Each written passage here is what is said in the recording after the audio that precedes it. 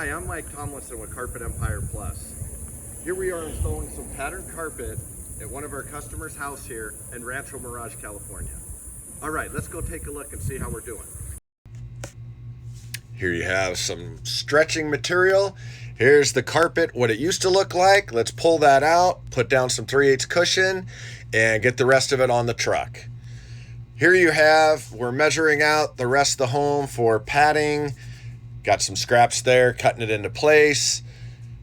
Here you have Elio reinforcing the tack strip so nothing comes loose, so you end up with no problems needing a restretch or anything like that. So he's putting some more concrete nails into place as his helper goes in the closet, measures for more padding so that they can glue down that pad and we can get started with the carpet drop. Now this is a pattern repeat of 36 inch by 48 inch.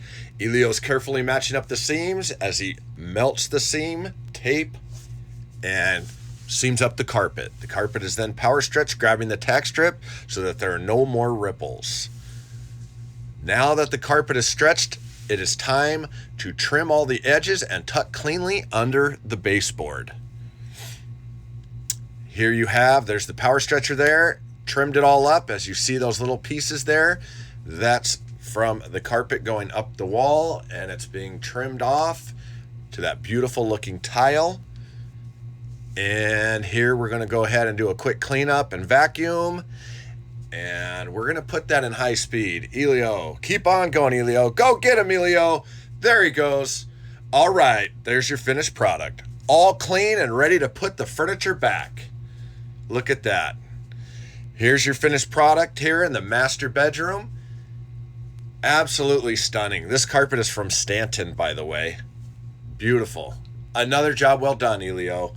So this is brought to you by Carpet Empire Plus. Thank you for watching. Please subscribe to the channel. Hit that bell if you'd like to see more videos like this. Thank you so much. We'll see you on the next one. Take care.